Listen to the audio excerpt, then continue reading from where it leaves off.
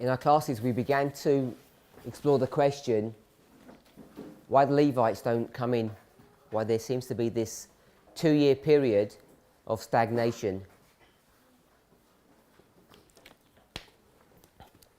You can explain it by looking at the lines, and they teach you that the harvest for 4 groups follow one after another consecutively without any gaps. So if we're in the harvest for the priests now, what immediately follows is the harvest of the Levites, and we can just explain it away like that. It all seems relatively straightforward and simple. Until you begin to ask yourself some questions. What we've done is we've taken a line, we'll call it the line of Adventism, begins in 1798, goes all the way to the Second Advent. Then we took that line and what did we do with it? We took that big line, over 200 years old, and what did we do with it? My brother, what did we do with that line?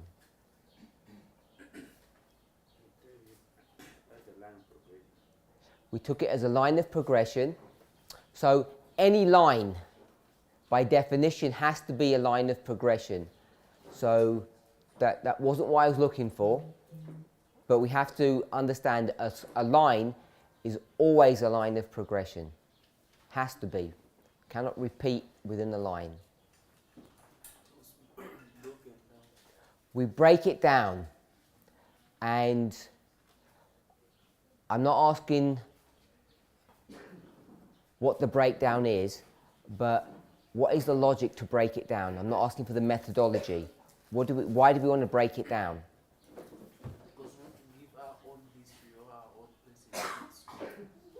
So, just as Nebuchadnezzar had this dream, just as Daniel was required to understand, 6 chapters later, the focus of attention is what? What should our focus of attention be? What was it for Nebuchadnezzar in Daniel 2? What does Daniel tell him his focus of attention was? Sister Joy?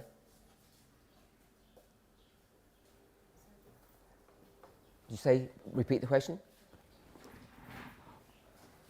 We had this line, which I've called line of Adventism. It's over 200 years old. Begins in 1798, goes to the end of the world, Second Advent. I said, what do we do with that line? So, my brother says we do what? We break the line down. So, my question is, why do we break the line down? And I think I also asked him, how or why do we break the line? He says, to do what? To get our own place in that history. To understand our own history. So, I asked, what is the importance or relevancy of that? Why are we doing that? And I said, you see the same issue, the same dynamics occurring in Daniel chapter 2. At least Daniel chapter 2, and you also see it in Daniel chapter 8, but particularly in Daniel chapter 2.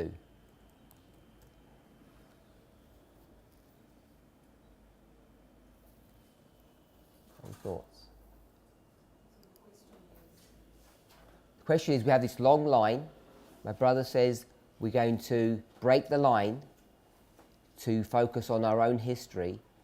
And I'm asking, what is that? What is our history? Why would we do that? What's the purpose of that?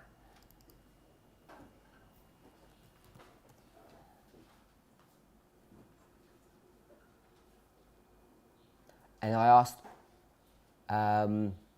Nebuchadnezzar has a focus. He has a particular issue. And what is that? What's he thinking about when he goes to bed? So the question is about Nebuchadnezzar. Yeah, so the question was, you can find this phenomena, this issue, being addressed in Daniel chapter 2. And I'm asking, what is that issue? What is on Nebuchadnezzar's mind? Because it's what's on everyone's mind. Nebuchadnezzar is thinking about his kingdom So Nebuchadnezzar's thinking about his kingdom. and how long it's going to take. And he thinks it's going to last forever. He thinks it's going to last forever. Which verse are we in? Not sure? Put your hand up if you know the verse. You have an idea? Daniel chapter 2, verse.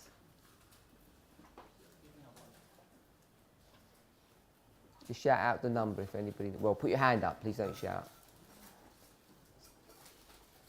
Okay, so if no one has an idea, we're all looking for it. We'll just go to verse 28. Is that the verse you're referring to, Sister Joy?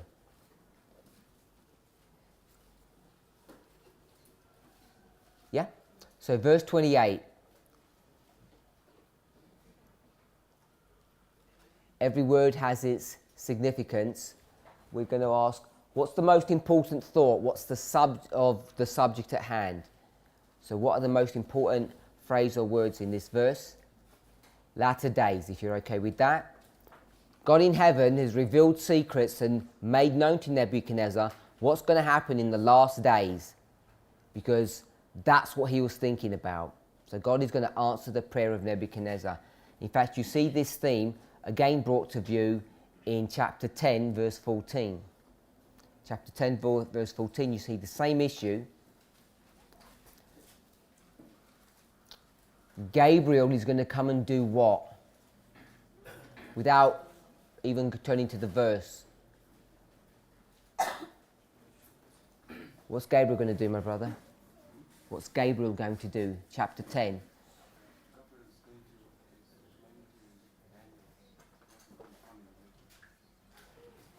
Gabriel's going to do what?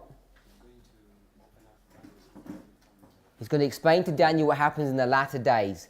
Verse 14, 10:14. Now I come to make thee understand what shall befall thy people in the latter days, for yet the vision is for many days. Nebuchadnezzar had a problem. It's brought to view in chapter 3.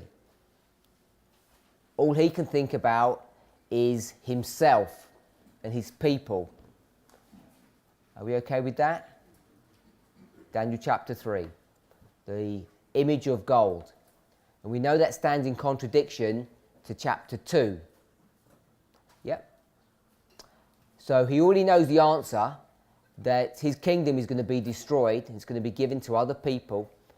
But he doesn't like that because he has a way of thinking. Now, I don't know if we've spoken about it here at this school or I've mentioned it in other places. Daniel would have learned his lesson there in Daniel chapter 2. What was the lesson? What is God trying to teach people?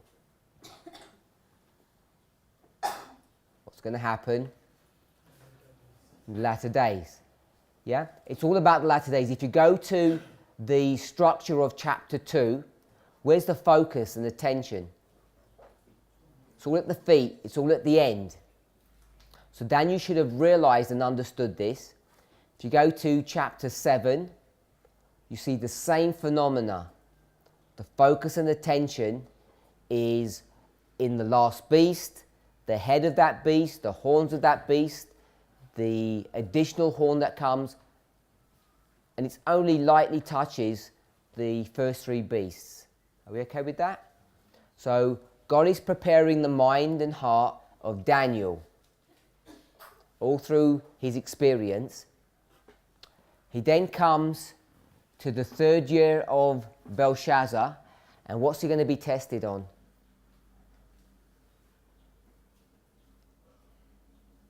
What's going to happen? Latter days. That's what he's going to be tested on, isn't it? Does he pass or fail the test?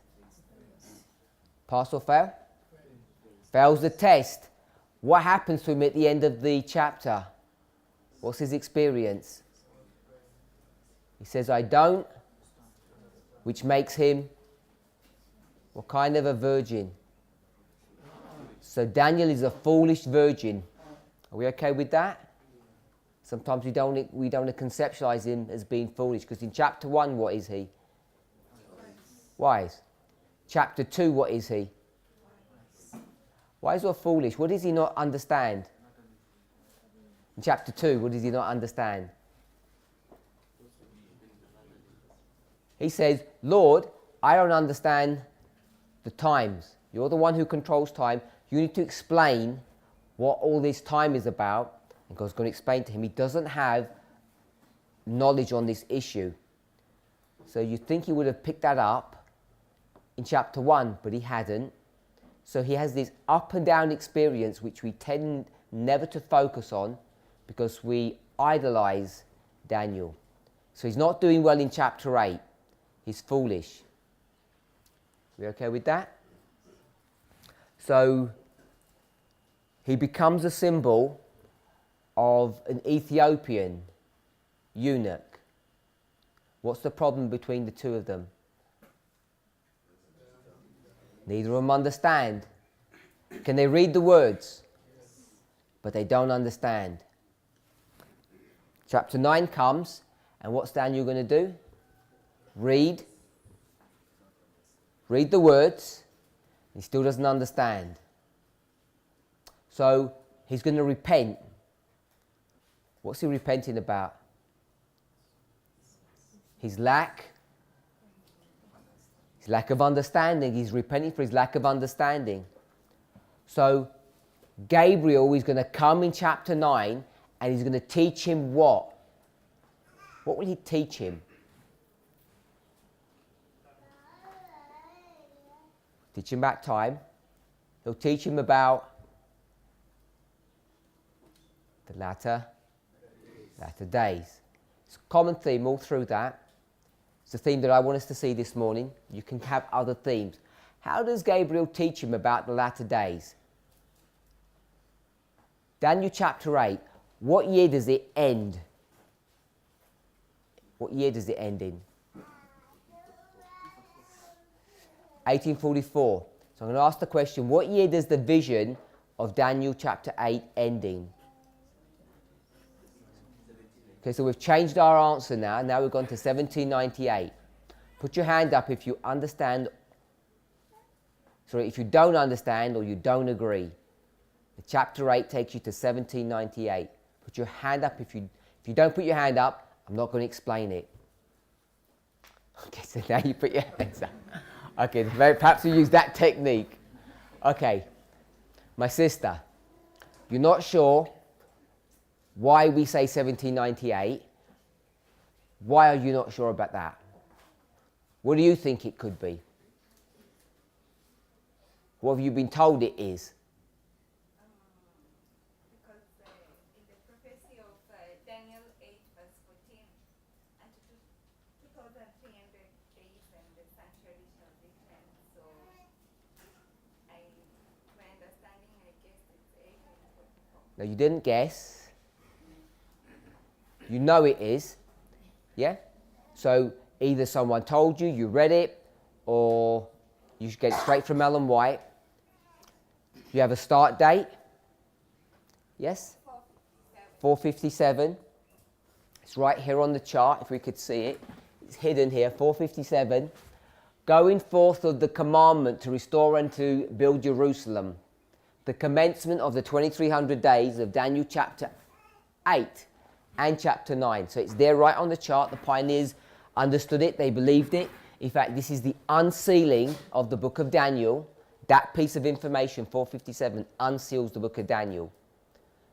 They use a methodology.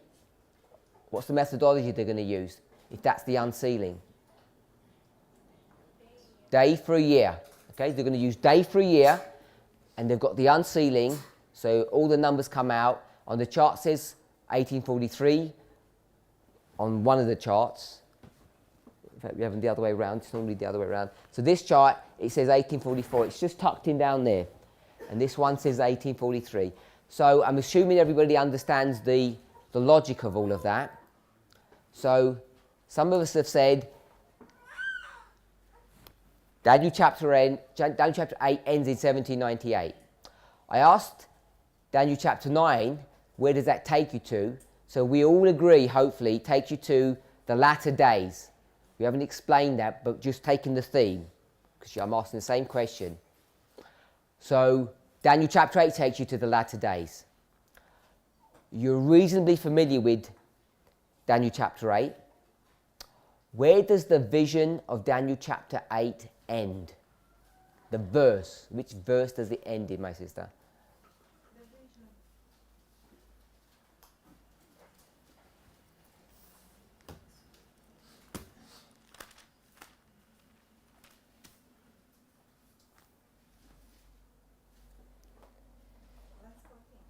Verse 14. So I'm going to give you another question now. In verse 13,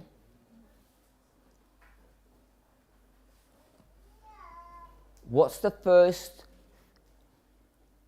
thing that we see happening to Daniel in verse 13? Just the first few words. What does he say?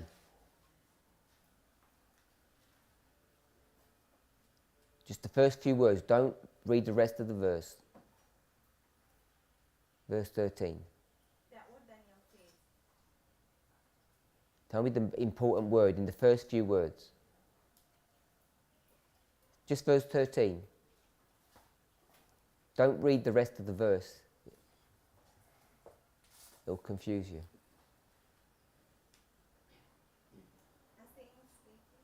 Sorry? How does he know someone's speaking? Tells you just before. How does he know someone's speaking? Okay, so verse 13, he hears. You agree with that?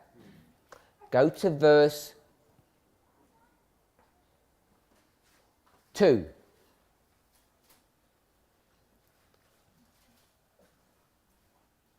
What are we looking for now? Remember the subject, reason from cause to effect. I took you to verse 13, heard. Taking to verse 2. What word am I looking for? No, don't help her. Saw. So could you see that for yourself before they shout it out? Yeah. Okay, so verse 2, he sees, and verse 13, he hears. So you see a difference between the two. Okay? Verse 2, what does he see? A vision. So verse 2, he sees a vision. Verse 13, what does he hear? Don't say anything, please. He hears. So he hears people speaking. It says the saint, but when you read the verse, there's two people speaking. So he hears people speaking in verse 13, and in verse 2, he sees the vision. Okay? So now I'm going to ask you the same question. Which verse does the vision end in chapter 8?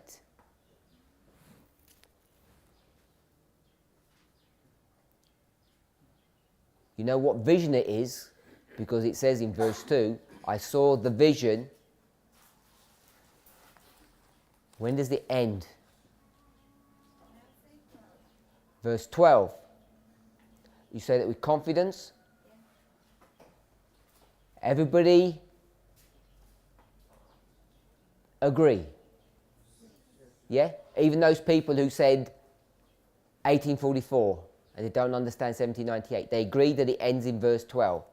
Yeah? So the vision ends in verse 12, and then he hears something. Okay?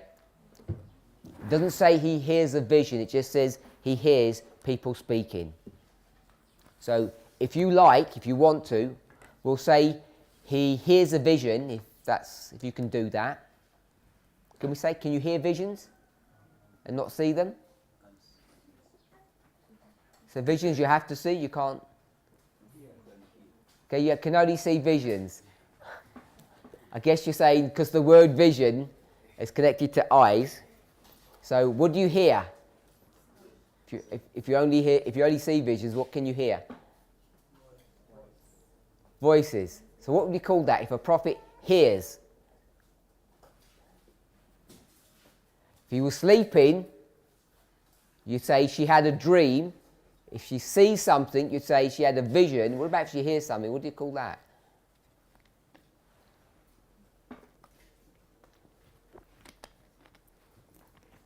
Abraham, when God wakes him up and he says, do this thing, he didn't see God, did he? He heard his voice. What did we say he had? An experience? Okay, so he has an experience then. We won't say he had a vision.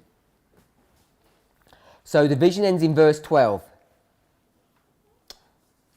Who does not understand why they said 1798? Put your hand up. There was quite a few people who didn't understand that or didn't agree with it. Put your hand up again. There'll be the same people.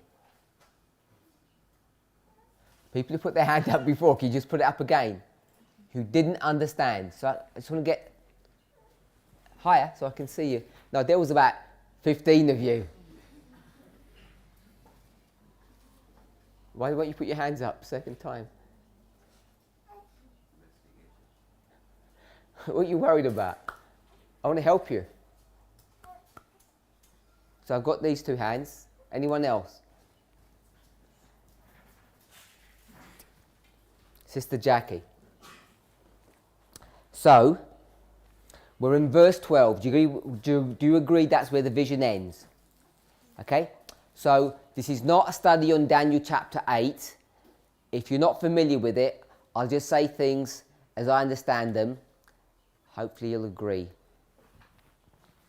Daniel chapter 8. So, perhaps we should say a few, I don't know, maybe some controversial things. Verse 2, where is Daniel? I'm asking Sister Jackie. He's in Shushan? You agree with that? Okay. And he says he was by a river. He says the river Ulai. What river is that? It's a Persian word, the Ulai.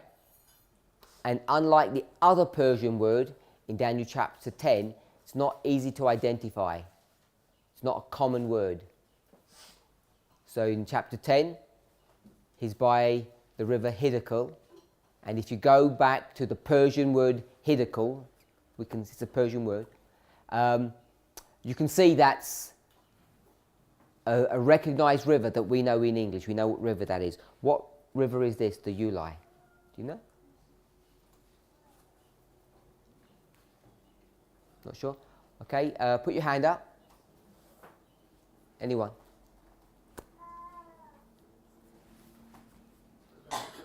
Sorry? The river Euphrates. So that's the river Euphrates. Okay? So we won't prove that. We'll just state it as the fact that's the river Euphrates. So can Daniel be in Shushan and by the river Euphrates at the same time? Sister Jackie. Can he be at the river Euphrates and at Shushan at the same time? He can't be there at the same time. So you need to understand the geography of the country. Which country is this in real life?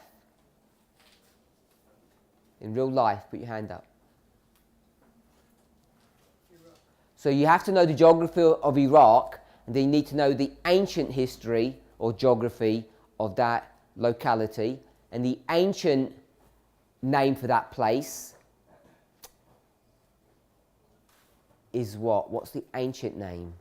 Do you know, Sister Jackie, of this land? No? Sister Dorcas?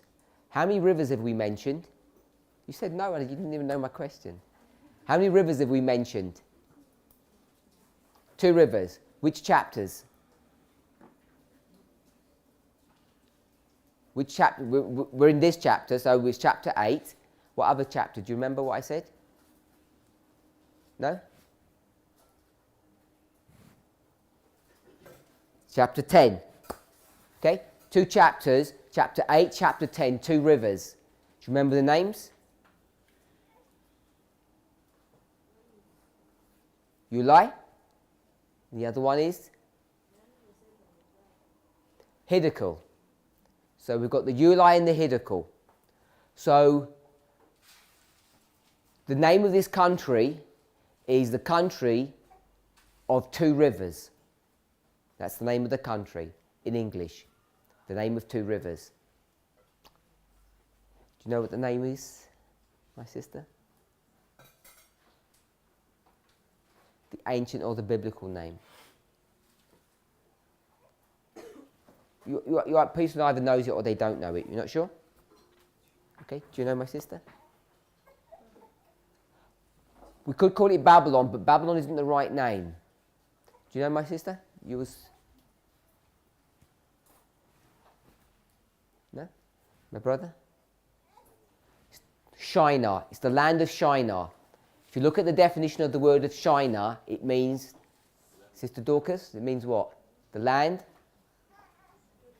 The land between two rivers, the Tigris and the Euphrates. Okay? It's not that easy to know what river this is. The reason why I labelled that point is if you go to any commentary, any Christian commentary, they'll all tell you what the Hiddekel is. Everyone knows it's the Tigris River. But when you come to chapter 8, verse 2, there's not a good understanding, not a common understanding of what river this is. People have all these different perspectives. So we're going to say, people disagree, he's literally in Shushan and he's having a vision about the Euphrates and they're not at the same place. Are you okay with that, Sister Jackie? Yeah? So he's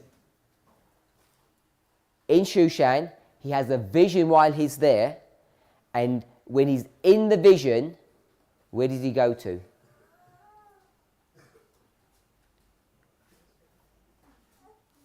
To the river. He goes to the river Euphrates.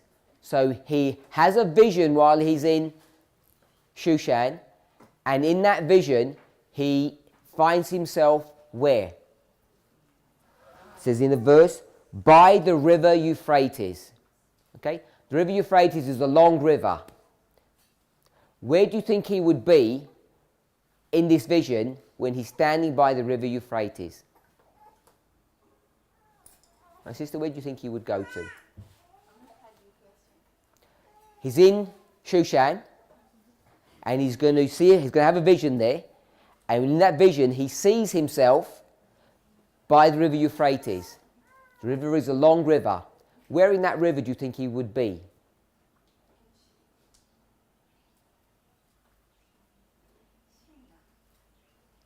He's in the country of Shinar. Where do you think on that river he would be? It's hundreds of miles long. Don't look at the verses, it won't help you.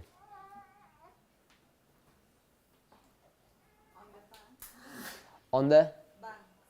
He says he's on the banks. That's right. Which part of the river is he at? He's on the banks. At the beginning of the river, at the end of the river, in the middle somewhere. Anywhere there. Okay? So what he sees when we go further down, verse 3, he says, I lifted up my eyes and I saw, and there stood before the river, same river, a ram. And what's the ram doing? Verse 4. Pushing. So the ram is where? By the river. Are we okay with that? And he's pushing in different directions. Verse 6. What does it say about the ram now?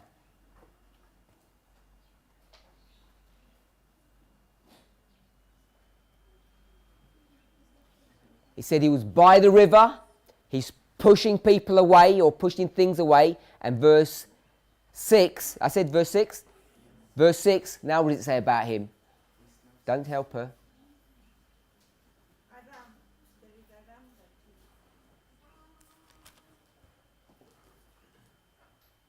has It's the same ram in verse 3. So we know it's the ram. I'm taking you to verse 6 because I want you to see something about the ram.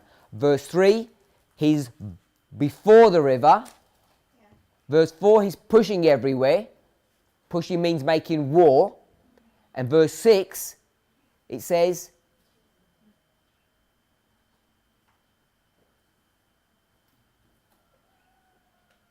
what's he doing?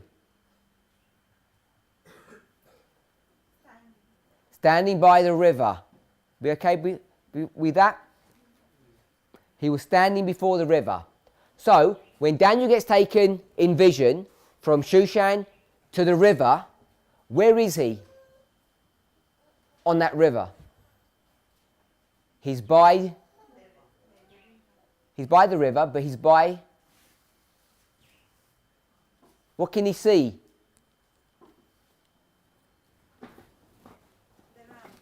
Okay, we can see that, yeah? This river is very long, a couple of 100 miles. How big is a ram? Small, isn't it? So a ram would be a point. So here's the ram. So if we do a bit of geography, Shushan's here. So where does he get taken to on this river?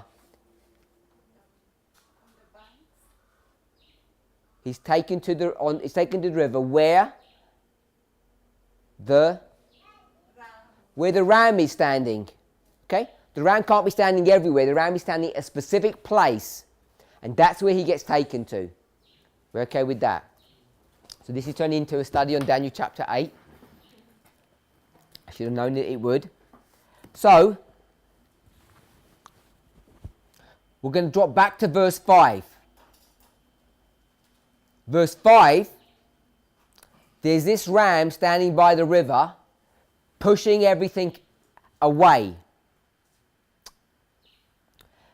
And that's verse 4. He's pushing all the beasts that would try to take his place by the river, and he's pushing them away. We agree with that? Yeah? He doesn't run after them, does he? If he ran after them, what would happen? He'd lose his place by the river. Yeah? So he stays by the river, and if someone comes, he pushes them away.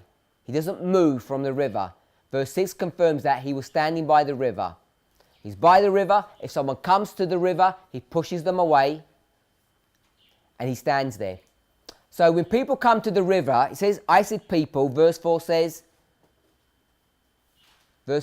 what? Anyone? I said, if people come to the river, verse 4 says, beasts. Beasts, can we see that? What are the beasts doing, Sister Jackie?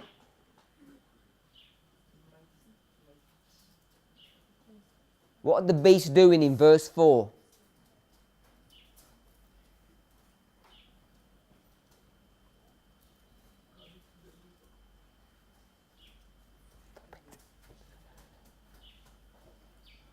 Where's the ram? What do the beasts want to do?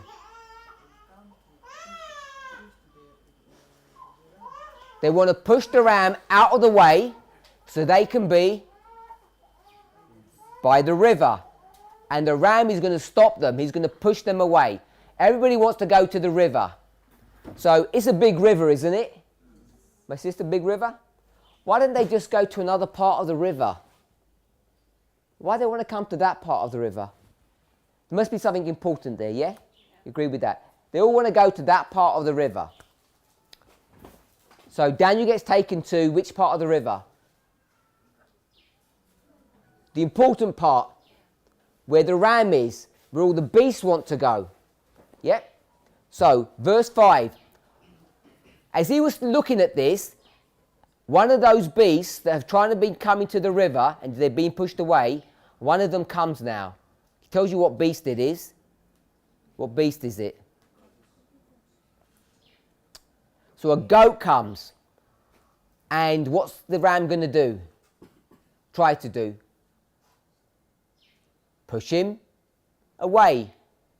But the goat wants his position, because he likes that position, it's an important position, and he comes with vigour or fury, verse 5. And what does he do in verse 6? He pushes against the ram. Verse 7, he comes close to the ram and he's angry. He hits the ram and does what? Okay, we'll say he kills the ram. When he kills the ram, what's he going to do? What's the goat going to do? Stand by the river at that same place. We all okay with that? And so we've done all about that. We're at this famous place on the river, important place. Yep.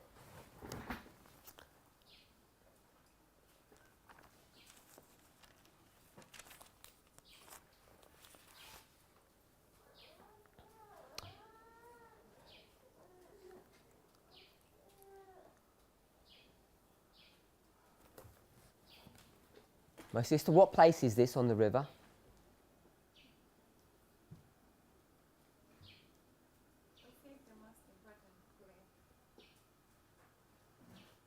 Need a bit more help?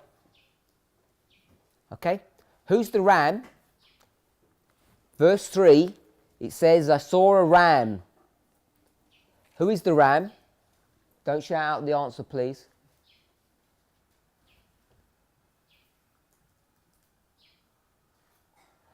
Are you not sure? Okay. How do you know?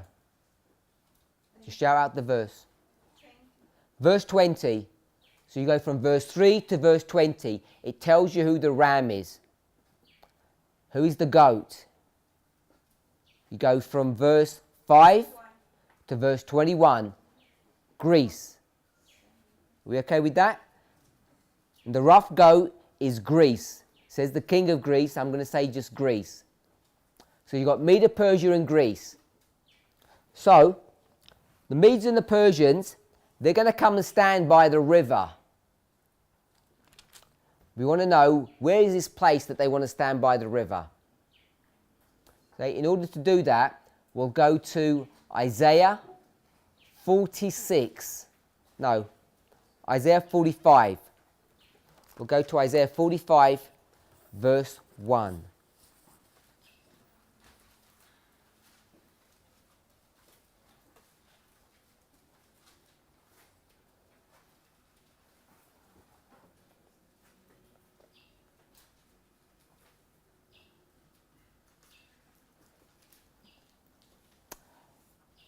We're in Isaiah 45 verse 1, and in fact I do want to go to Isaiah 46.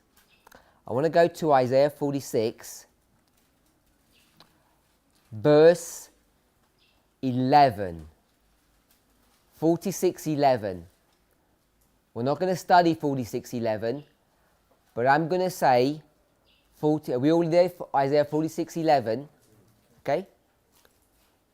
We all read the verse? Did you read the verse, my sister? Yeah. Yep. So it's about a bird doing God's will. So I'm going to say Isaiah 46:11 is a repeat and enlarge of Daniel chapter 8, verse 3. Daniel chapter 8, verse 3. If you're taking notes, I'm going to say it's repeat and enlarge. Okay? Not asking if you agree with that, I'm saying, are we okay with that? Okay? So even if you don't see the connection, I'm going to explain it this way. There's this bird of prey, Isaiah 46. It comes from where? It comes from a far country or the east, a country that's far away in the east. It comes to a certain place, and because it's a ravenous bird, this is not the Hebrew Well, just take the English. What does ravenous mean if you're ravenous? No, if you're ravenous. Sorry? No, you're taking the Hebrew. What does ravenous mean? Someone said over here. I heard someone shout out the right answer. If you're ravenous, it means... No, not bird of prey. You're going back to what the Hebrew means. I'm saying just take the English. Extremely hungry. That's what ravenous means, yeah? If I said, oh, I'm ravenous, it just means I'm very hungry. So this bird comes from the east. It's really hungry. And it's going to get to a place and it's going to begin eating.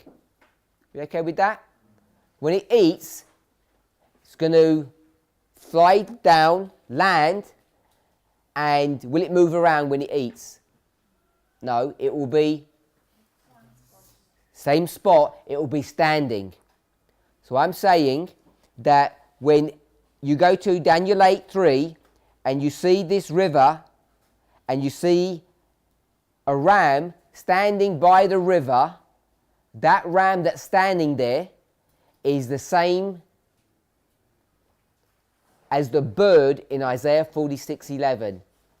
Isaiah 46:11, it's the bird. In Daniel 8, it's a ram. We okay with that? Okay.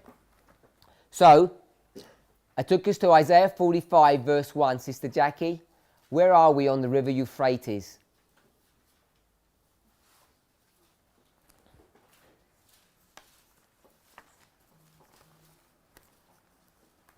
I'll read the verse.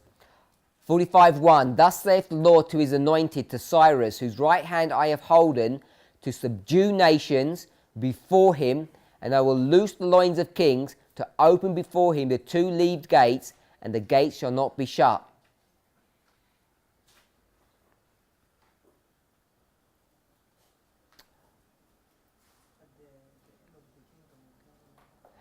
Geography, where are we? Not historically. Where are we on the river Euphrates?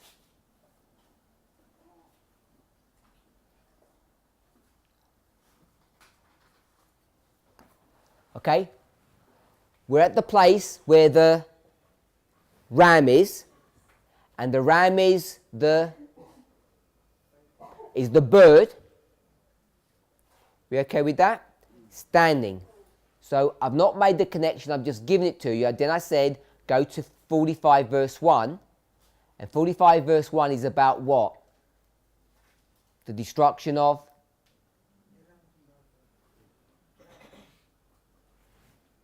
The destruction of what? 45 verse 1.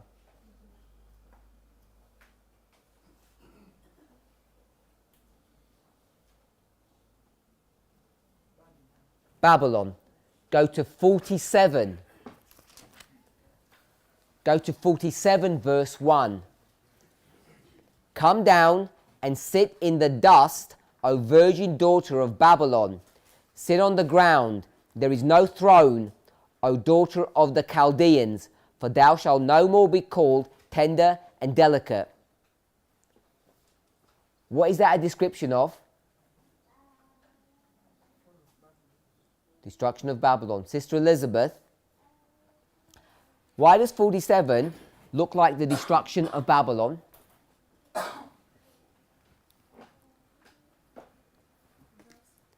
One. I read 47:1. Tell me what you see there about the destruction of Babylon. How do you know Babylon's destroyed?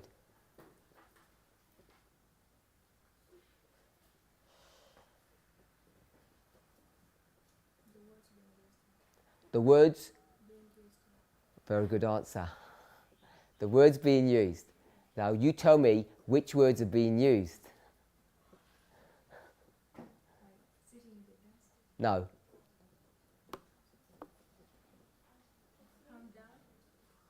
From what? Because? Tell us the phrase.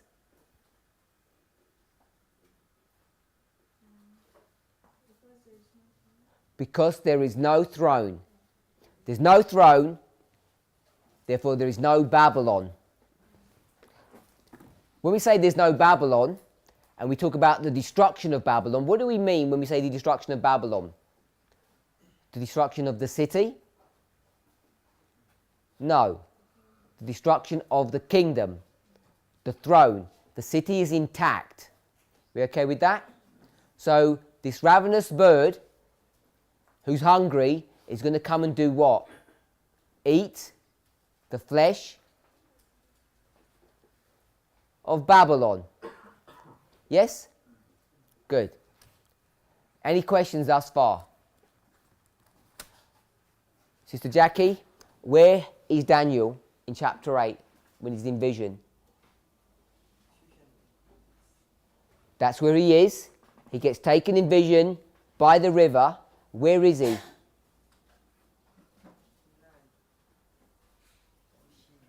Bit more. Where is he on the river Euphrates? By the banks of the river. Where specifically? Where is that?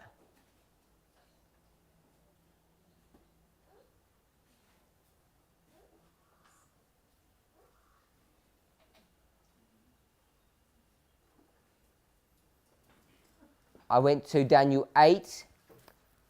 I went to Isaiah 46, Isaiah 45, Isaiah 47. So where is he on this river?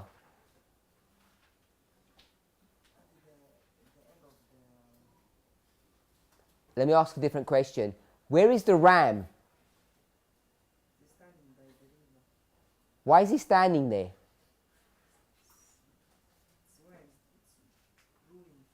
Ruling from. Where does Medo Persia, the ram, rule from?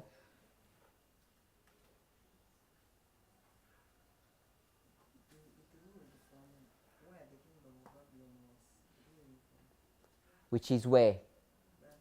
The city of Babylon. Okay? Are we okay? Where is Daniel taken to? The most important part of the river is the city of Babylon. Are we okay with that? He's in the city of Shushan.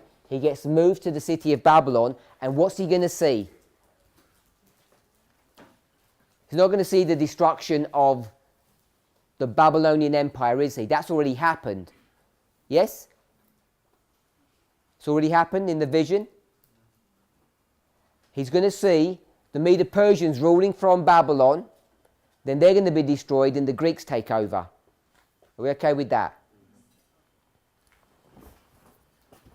You go through the verses, you get to verse 8, then he sees not another animal, but he sees a horn. Sorry, into verse 9. And out of one of them came forth a little horn, which waxed exceedingly great. So this horn is going to do various activities. And if you go to verse 12,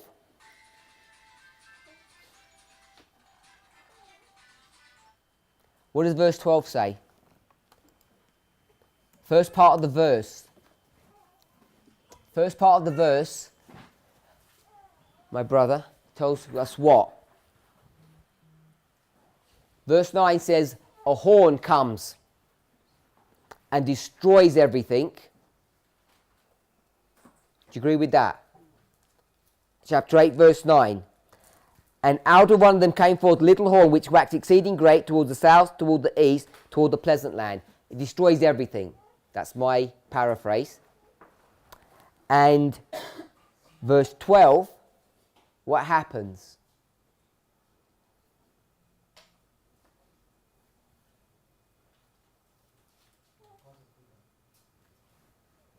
Yeah.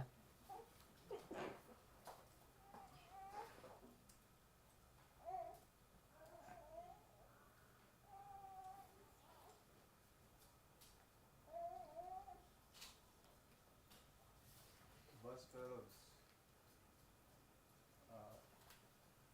A force is given. Don't read the verse to me, please.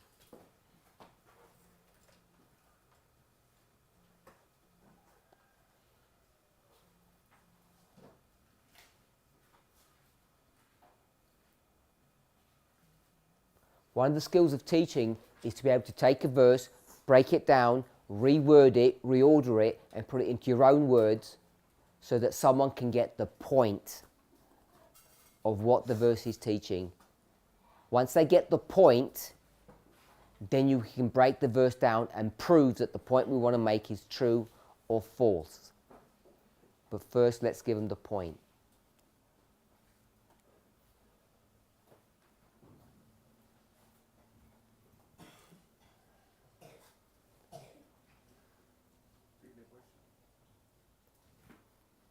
Verse 9, this horn is destroying everything. Verse 12, it says what? Don't want you to do the whole verse for me, just the first part. Paraphrase the first part for me, if you want to know specifically what I want.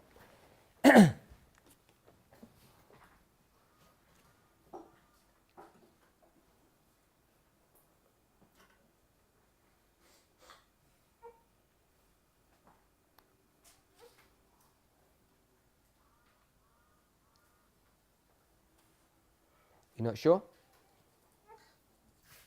My sister? Sorry? No, I did verse 9. I did the hard one, you do the easy one. Verse 12. First part of the verse. I'll go through it again. Verse 9, he destroys everything. Verse 12.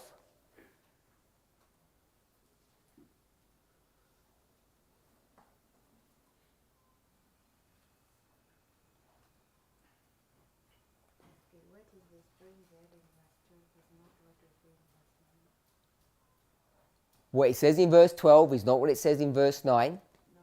I agree with that. I want you to tell me what it says in verse 12.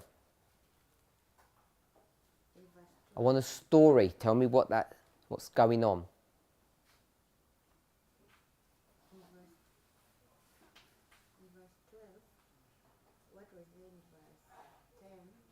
No, not verse 10.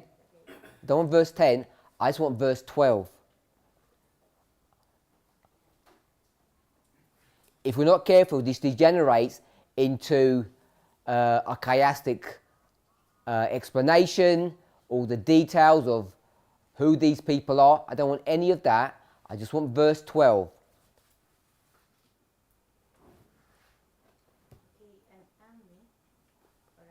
Hope you're not helping her. Why are you looking at his Bible? You've got your own Bible. You look at your Bible. Have some space between you. Okay, now you look at your one and tell me what's going on. Sorry? Carry on. You said an army.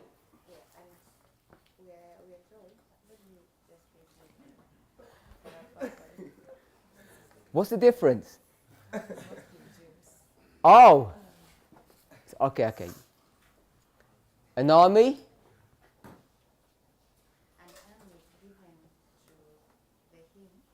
No, I want the story. Don't give me the words that are there. An army is given to who? Who?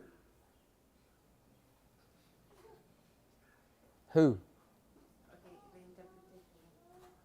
No, you tell me who. I don't want to interpret. Yeah. No, I want you to tell me who. I don't know what you mean by the interpretation. I don't know whose interpretation you mean. You tell me who. An army is given to the papacy. No, it didn't say papacy. Who? Don't help her, please. It's all about the methodology, the way we approach things. And the way we're approaching inspiration is dangerous. Because, I don't mean to be disrespectful, but you're a bigot. You're just copying what people have told you. and it's painful in front of 80 people to be shown that. I appreciate that. So, an army was given to whom?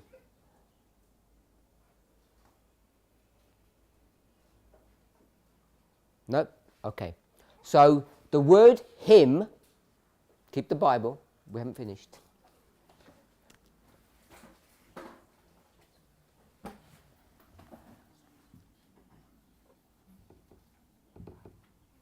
The word him, what do you call that in English?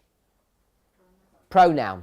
Okay, so it's speaking about someone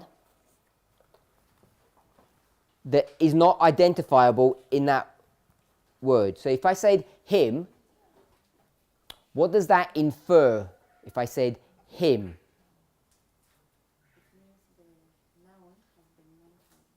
The noun has been mentioned before. When you said the noun, a noun or the noun? The noun. What do we call the? I want to say the definite article. So, as opposed to any article. So, if we said him, could we say a noun?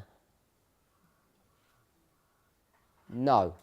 Because then you'd have to say one of them, and it becomes general. So, when you say him, it's talking about something specific. Okay? So what do we want to find out? Who? Who the him is. So how do you going to find out who the him is? You go ahead and do that then. When you've got the answer, don't tell me what the answer is, but just say I've got the answer. Don't tell people what the answer is. Everybody's going to do the same thing you're doing. They're in verse 12, they're going to start going back and they're going to find out who the him is. When you have done that, tell me I've got it. But don't tell us what the answer is.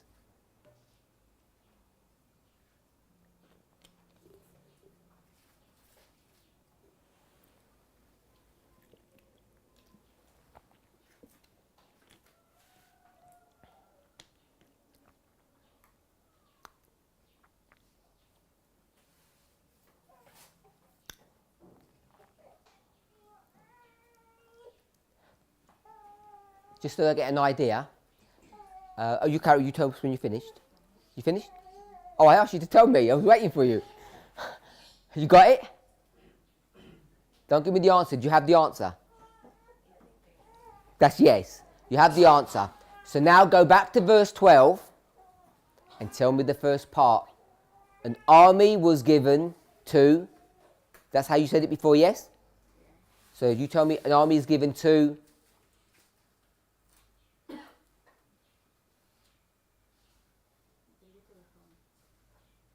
Everybody agree with that? Yes. Good, we all agree. So an army is given to the little horn. What's the problem? Verse 9 says what? The little horn destroys everything. Verse 12 says an army is given to the little horn. So we've got various approaches to try to understand what's going on. In verse 12, why is an army given to the little horn? Why is it received an army? My brother with the red top. Yeah. Why is an army given to the little horn? You do give me the sentence. An army is given to the little horn so that...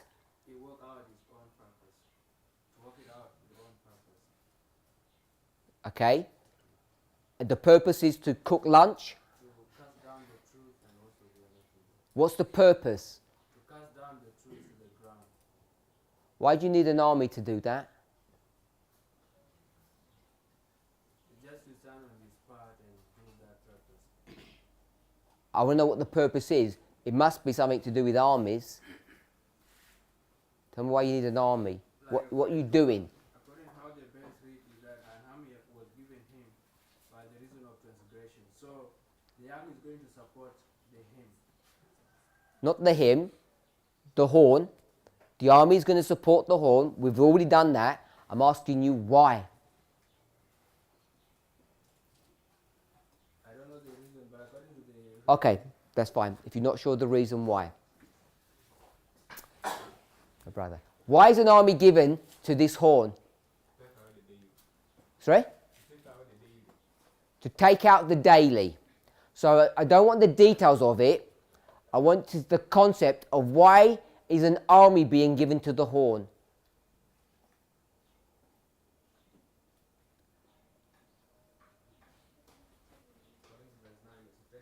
Not verse 9.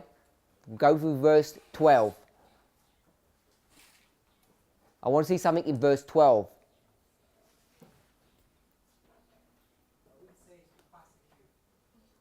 Okay, so I want to know what you think. It's not strong enough. Do the verse, please. An army. Carry on. An army is given to him. No. An army is given. Because, longer, strong enough. Don't add the word longer unless you're sure about that. Doesn't say. Strong enough. Anyone else? Okay, I'm not. Someone else said that, and that's the right answer, but I don't want to know that. I want to know, why is the army given? We've all got the right. He's got the right answer. An army is given to the little horn because he can't do the job himself. He's weak. Yep.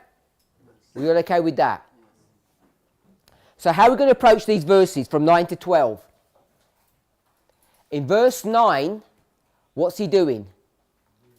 Destroying everything. So what do we know about him? He's strong. What do we know about him in verse 12?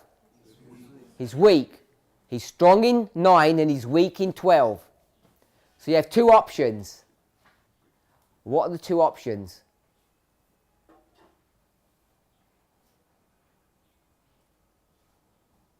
It's a progressive story, or repeat and enlarge. Version 1, it's a progressive story. Everybody understand what progression means? Okay, so it's a progressive story. So Brother Rogers, tell me the progressive story.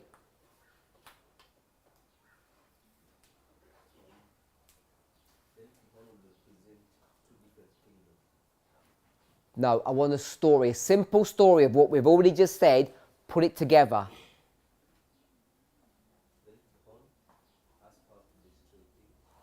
I help. At the beginning,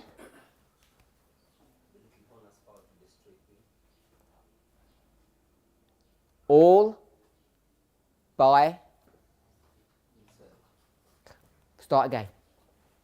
At the beginning, the little horn has power to destroy things by himself. At the end, he does not have power to destroy things by himself. So he does what? So he needs help.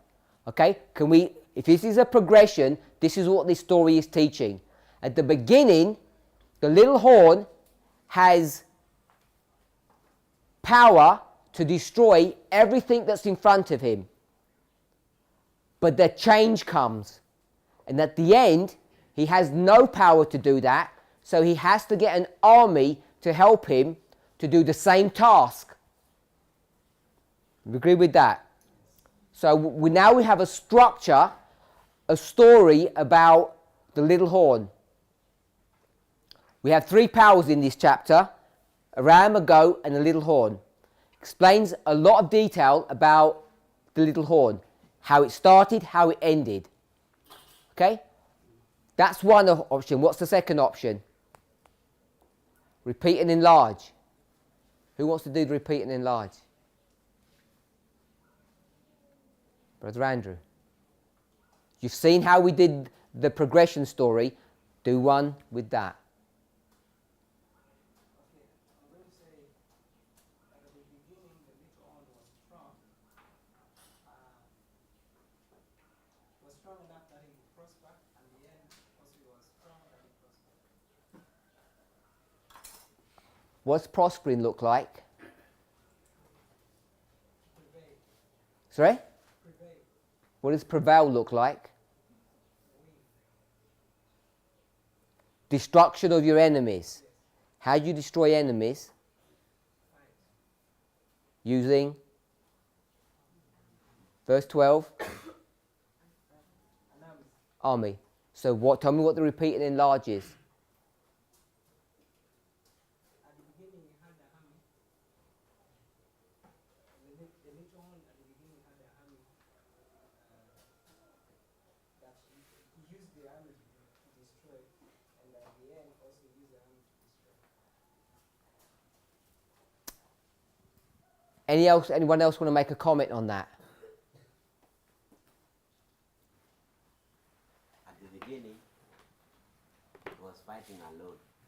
And now at the end, another power was added unto him in order to do the same task that he was doing. Therefore, we're going to see that it is the same power, but it's going to be repeated with additional power being added unto him.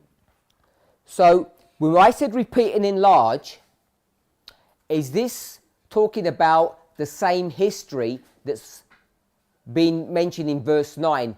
Is verse 12 an explanation of verse 9? That's what repeat and enlarge would be, an explanation of it. Or is it two separate histories? How do you know it's two separate histories? How do you know that in verse 9, when he destroys everything, he destroys it because an army came and helped him? And verse 12 is an explanation of that. How do you know it's not that version?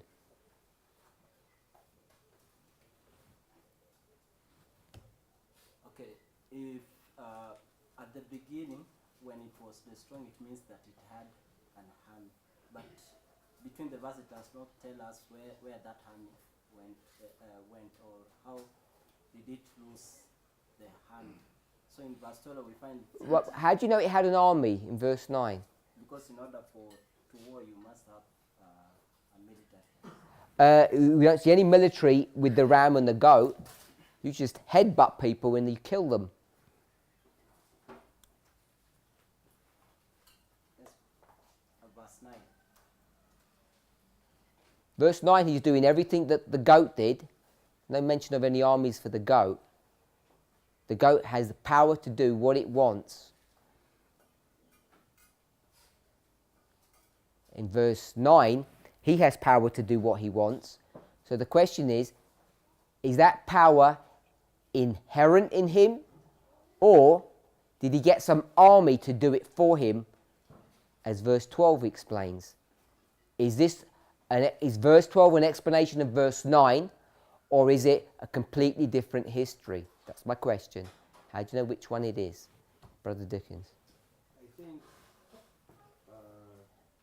in verse 9, he's able to do this because he's still young. And as time goes, when he's reaching verse 12, he's now getting old and there's no energy. Needs some hermit to come and help. Okay, so What I see when you go to the view of verse 9, then you are going to see that the one which is doing work is little on. When you can see that little on himself, there is the army. When you see, but when you come to verse 12, you are going to see that it's not going to the army again like the way it was, like the way it was before. So the question is that how come that when you come to verse 12, you are not going to see himself as army like the way it was? So when maybe you go to the concept of my brother, like maybe you may take example that like if you may be a soldier, there is a period where you are going to resign and all power they are going to be taken from you. So you are going to remain powerless, but before at the beginning when you were a soldier you were having those powers. So what is going to give you is going to give you this is going to give you two phases, which is going to be a different different history, and it's the same the same part which is going to be break down into two histories. So that is what I'm saying there. Brother William. Verse 9 and verse 12. Repeat and enlarge your progression.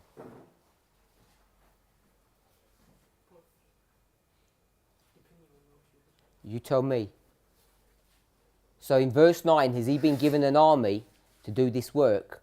Or is he doing it all by himself? In verse 9 is doing it for himself. So it's not repeat and enlarge then. Repeat and enlarge means repeat the same story. It's progression. Okay, you explain why. Because when you go to verse 9 and say, yeah, I think when you go to verse 9, we have a little horn which has power. It is able to fight for itself. And then you can see that progressive decrease in verse 12. It needs an army. It needs somebody to assist him to fight. How do you know that verse 12 is not just an explanation of verse 9? Because there is change of story. What's changed? No power, so nobody to assist. In verse 12, there is somebody who assists. Maybe in verse 9, he didn't have any power, so he got an army, destroyed everybody, and we'll explain that in verse 12. What makes you so sure that is not the right way to approach this? Can you repeat what you said? How do you know in verse 9, he was weak, he gets an army to help him, and he waxes great, destroys everything? That's what happened in verse 9, because the explanation is given in verse 12. Verse 12 gives the details of what's not in verse 9. How do you know that's not happening?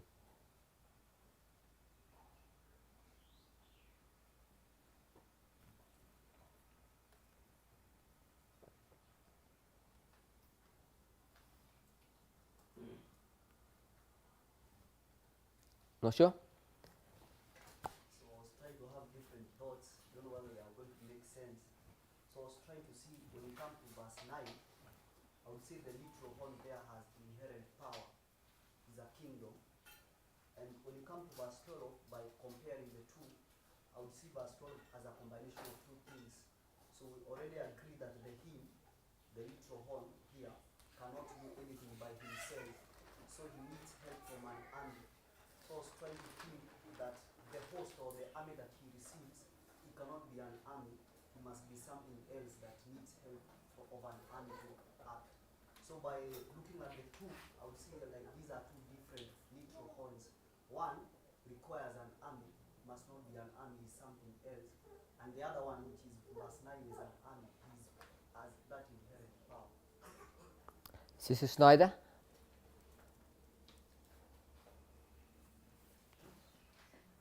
What is it that you don't know?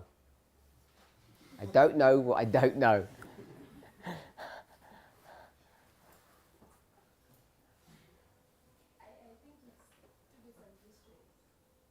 Okay, most people here are going to say it's two different histories because most of us already know the answer, I guess.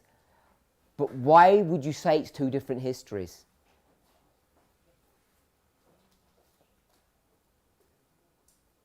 So in verse 9 means conquering everything. Then in verse 11, 11, you want to go to 11? sorry, 12, okay. and in verse 12, it seems there's something else that remained elsewhere that is going to come. Where'd you get, it seems, elsewhere?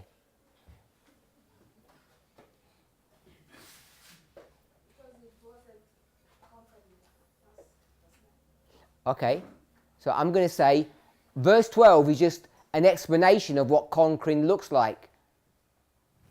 I practiced and I prospered and I destroyed everything. I want to say, how do I know it's not repeat? Brother Robert.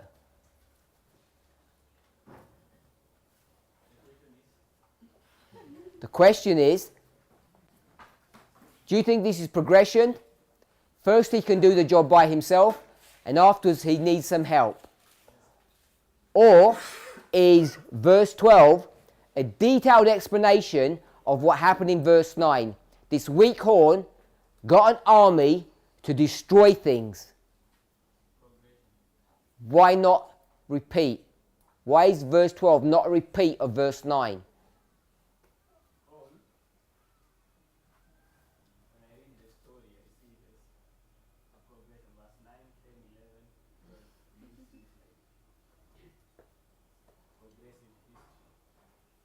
Can you do it just with verse 9 and 12?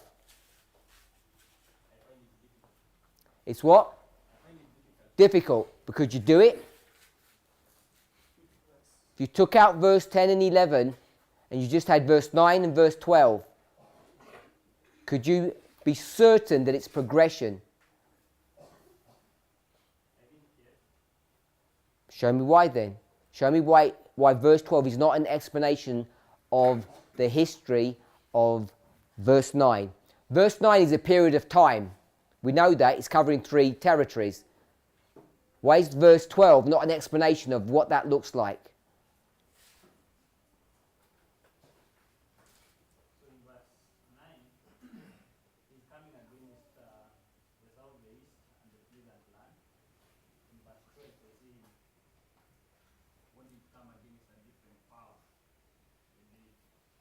Okay, so in verse 9, it gives you 3 geographical areas, and in verse 12, it says he wants to come against or fight against the daily.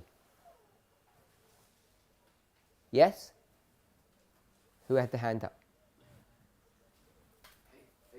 I'm seeing it as a story of progression, repeat and enlargement. You see it as a progression? Yeah. Why? Matthias explained now. Oh, you were going to give the same reason. Okay, so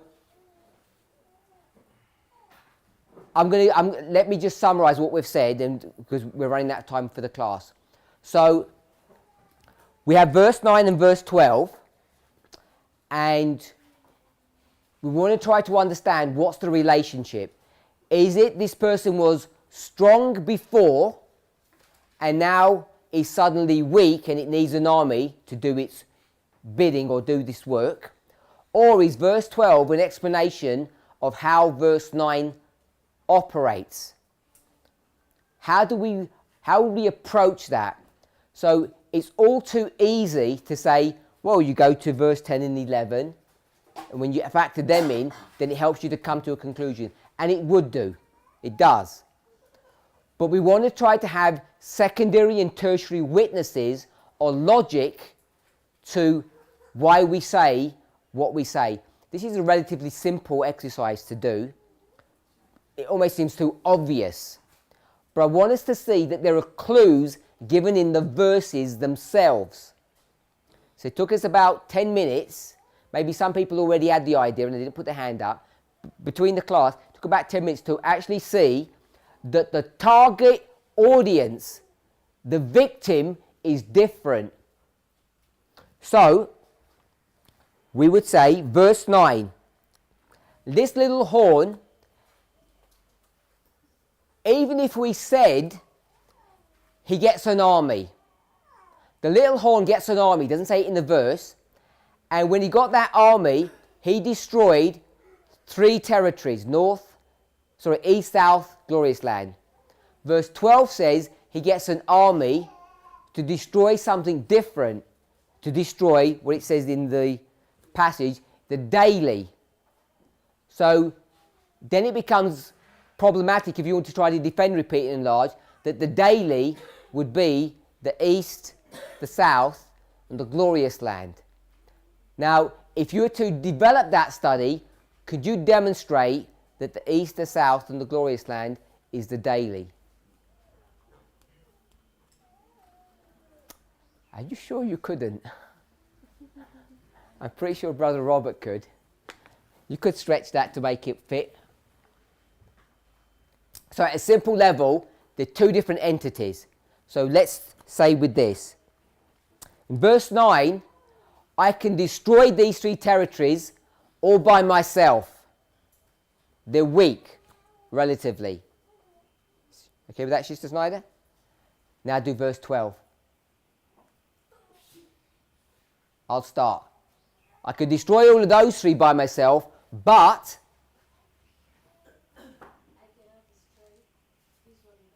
which one? Good. I cannot destroy the daily without some help, and the help is an army. Are we okay with that? Okay, so if you just go to verses 10 and 11, it's straightforward because it gives you this progressive concept or this progressive idea.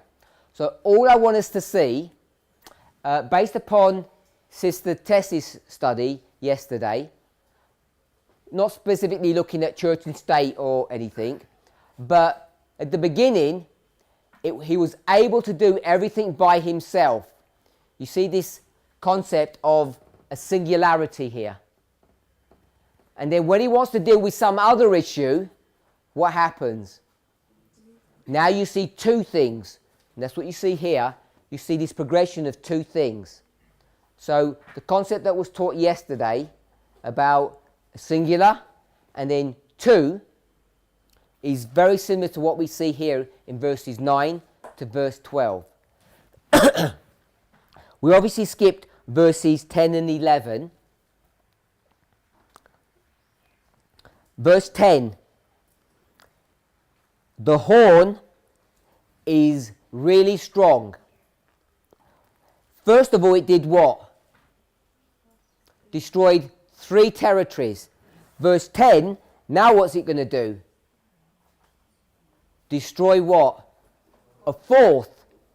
Now it's going to destroy a 4th. Everybody see that? Yeah, we don't know what it is, but it's going to destroy a 4th. Verse 11. He magnified himself, even to the prince of the host, and by him the daily sacrifice was taken away, and the place of his sanctuary was cast down. Now if we wanted to just take a surface reading of this, without all the complexities of who is who and what's going on, the little horn is a single entity. Now by the time you get to verse 11, what's verse 11 saying? What's he want to do? He's going to kill a prince, and what else? What's he going to destroy? He's going to destroy the daily. How's he going to destroy the daily? Sorry? How does he take the daily away? Can he take the daily away by himself? That's verse 12. With the help of the host. So verse 11 and verse 12 would be repeat and enlarge. Verse 12 tells you how he goes about doing that activity, if you were going to read it this way. Now, of course, verse 11 is not that straightforward. It's complex. But that's how most people would read these verses. If you're going to do a surface reading. So 9 and 10, he can do all of that by himself. Bring down 4 entities. Now, when he wants to come and bring down this other entity, talks about the prince of the army, and it talks about the daily, and it talks about the place of his sanctuary. When it's dealing with that, now it needs an army to do all of that work. Okay, so that's what a surface reading would be. You'd have to do some gymnastics to actually work out the details.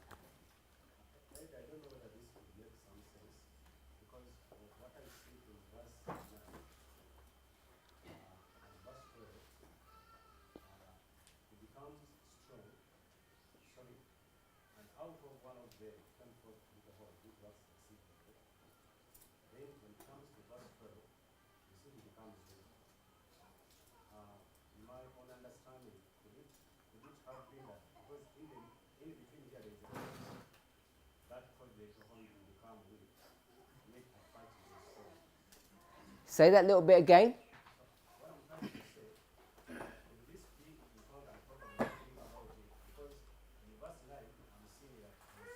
Yes. Yes.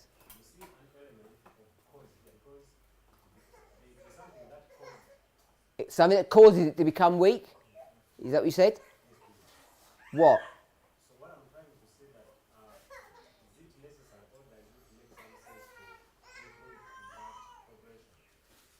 Okay, is it necessary or is it helpful to see what would make it weak? So, all I wanted to do was for us to see how we would approach the passage, because often when we approach this, we go into the details, and in fact most of us don't even do that. Most of us are fed how to approach these passages. We go to gender oscillation, we talk about pagan Rome, papal Rome, we're told what each verse is, and we just run with that, and then what we do is we develop a story based upon the preconceived ideas that we already have. So I didn't want to do that, just assume that we didn't know any of that, and how would we approach these verses. So coming back to our original question, the vision ends in verse 12. He receives an army to finish his work off, and the army is there to destroy the daily. And also, once the daily is destroyed, then it casts the truth to the ground, and it practices and it prospers. So there are different things that are being attacked in verse 12 that it's not able to do without this army. It needs an army to do that. So that's the end of the story of the little horn, verse 12. Then he hears two saints speaking. So what we want to know is, when does that verse end? We'd also want to know when the verse began. So if you went to verse 9, where would we see verse 9 occurring? Where this little horn begins its activities, and at the end of verse 12 it ends its activities. So in order to answer that, you'd need to know who the little horn is, wouldn't you? Yeah? And Daniel chapter 8 is not going to tell you who the little horn is. All it's going to do is tell you what? 8:23. At the end of their kingdom, when... what's the definition of end? When the sins are full, when the transgressions have come to the full. Where do we get this idea of transgression or sin coming to its end? Daniel 9. We use the term close of probation, end of testing. So once they've come to their end, then another king's going to come, a king of fierce countenance and understanding dark sentences. He shall stand up, and his power shall be mighty, but not by his own power, and he shall destroy wonderfully, and shall prosper and practice, and shall destroy the mighty and the holy people. Can we see verse 24 is an explanation of which verse? Verse 12. Where do we pick that up? It says, and his power shall be mighty, but not his own power. It's the power of the host, the army. He shall destroy wonderfully, and shall prosper and practice, taken straight from verse 12, and he shall destroy the mighty and the holy people. And through his policy also he shall cause craft to prosper in his hand, and he shall magnify himself in his heart, and by peace shall destroy many, and he shall also stand up against the prince of princes, but he shall be broken without hands. So not only is he going to use an army, what else is he going to use? He's going to use peace to do this work. So this would be a big study to explain and understand what's going on. So that all that work has really been done for us. I think it's correct. So this is a story about pagan Rome and papal Rome. So by the time you get to verse 12, it's practiced and it's prospered. And then you get to verse 25. Verse 25 is a repeat and enlarge of verse 12, yes? So he's given an army, he's going to do all of these things, and then what happens? The verse stops. It just says he practices and prospers. What happens at the end of your practicing and prospering? What happened at the end of practicing and prospering? You would stop practicing, prospering. How do we know that? Because it's come to its end. If you continue to practice and prosper, you wouldn't have an end to that, would you? Yeah? So the end of verse 12, what causes the end of verse 12? It's explained in what verse? Verse 25. Verse 25, what happens to end all of this? He's broken. Okay? So some power breaks him. So that's the end of the vision. So if this is papal Rome, and we identified the breaking of the papacy without hand, without discussing what that means, what year, my sister, coming all the way back, what year is this little horn broken without hands? If we say it's the papacy. 1798. So Daniel chapter 8 is a story about 1798. Can we all see that? That's what the vision is about. The vision is about 1798. We say the vision is about 2300 days, 1844. I say we, that's what the discussion is about. So you have two versions of this vision. One is what you see, and one is what you hear. And you get different answers to the two, don't you? Because what you see, does it take you to 1798?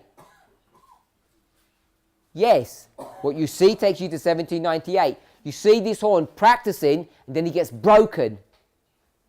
You don't see the horn being taken to 1844. Everybody okay with that? So now there's an explanation that's going to be given, a discussion. You hear it, you don't see it. You hear two saints speaking. And when they speak, verse 13, it says, "How long shall be the vision that's dealing with the daily sacrifice and the transgression of desolation, to give both the sanctuary and the host to be trodden underfoot?" And the answer is 2300 days. So now we have to explain the relationship between the vision of chapter 8, which ends in 1798, and the story or the explanation, the discussion that's given later on, which brings you to 1844. So there's this tension between the two. We all agree with that. Everyone can see that now, hopefully. So it's a lot more complex than we first anticipate how to deal with Daniel chapter 8. What the host is, what the sanctuary is, it all becomes complex. Daniel doesn't understand any of this, which makes him foolish. In chapter 9, he's going to study the book of Jeremiah. Does it help him? No. Just confirms him in his misunderstanding. Gabriel comes and explains to him further what's going on.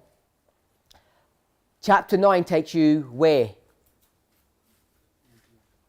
To 1798, takes you to the same place as Daniel chapter 8 does. It's a complete repeat and enlarge of Daniel chapter 8, just a different perspective. Can everybody see 1798 in chapter 9? Can you see that, my sister? Where do you see that? Give me the verse and give me the little phrase that says that. Verse 25.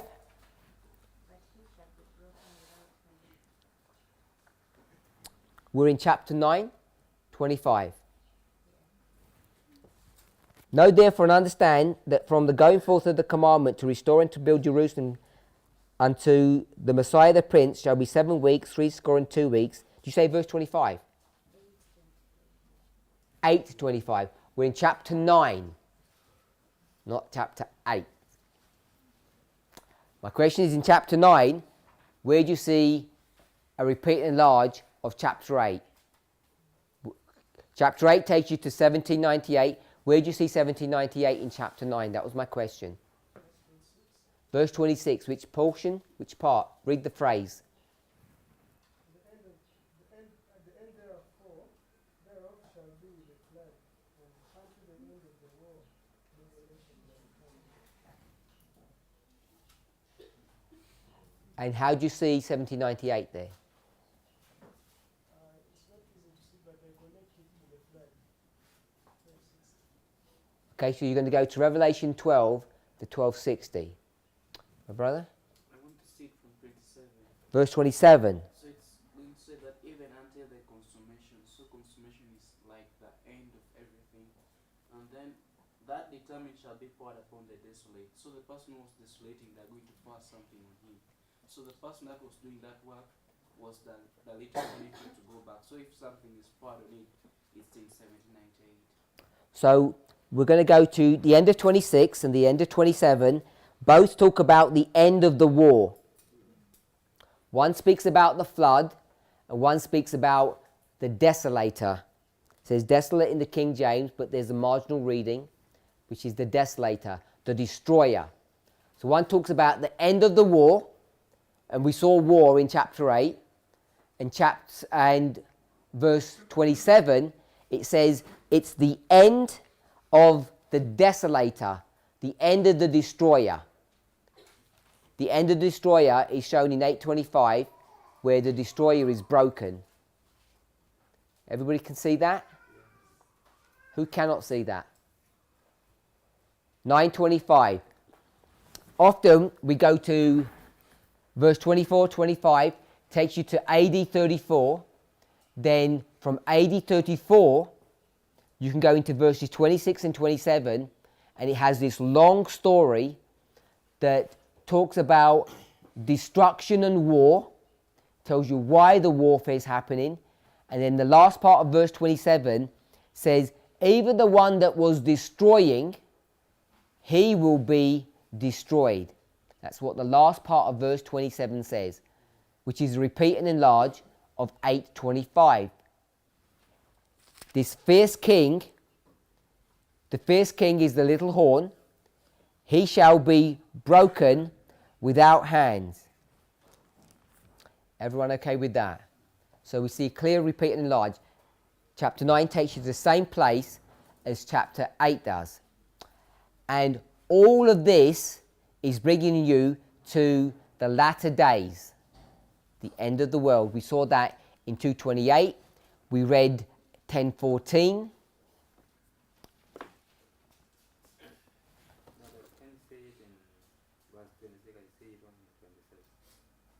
What says?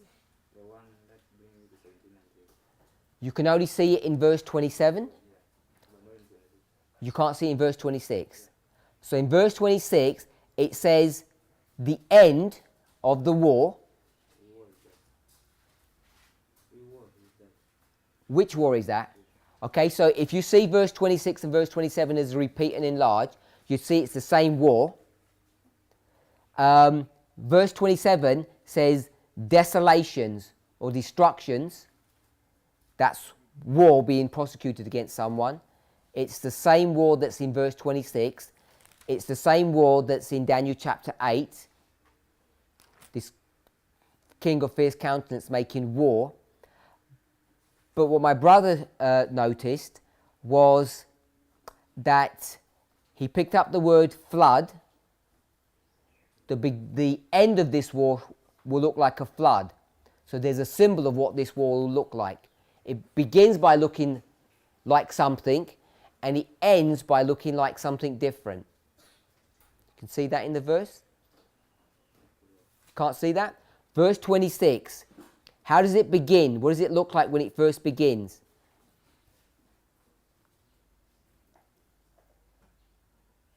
Who said flood?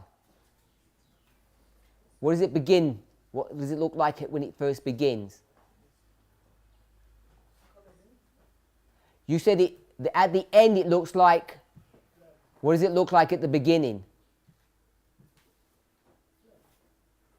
No, your argument was at the end it looks like flood. It says, and the end thereof shall look like a flood.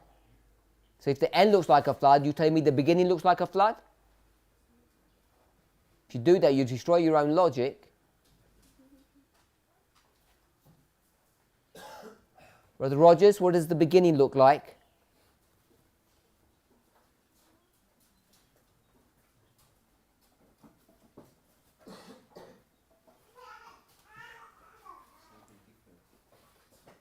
Good answer. It's somewhere in the words. Brother William. You said it's in the verse, so that I don't go. No, he said it's in the verse. I was just mocking him.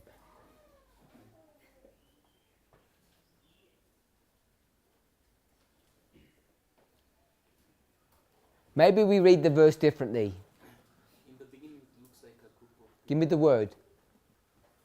People. My brother says it begins by looking like people and it ends by looking like flood. Are we okay with that? He's got a specific interpretation of the verse.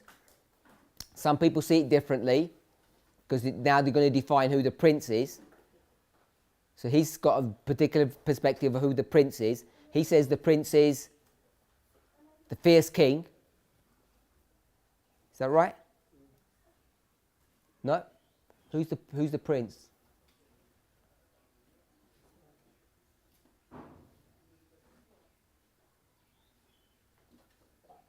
Is the people the army of the prince? Is that how you would read that? Yeah? Yes? Or no?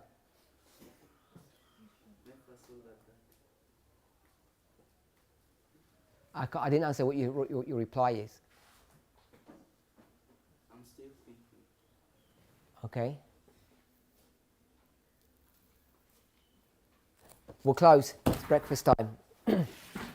Let's pray.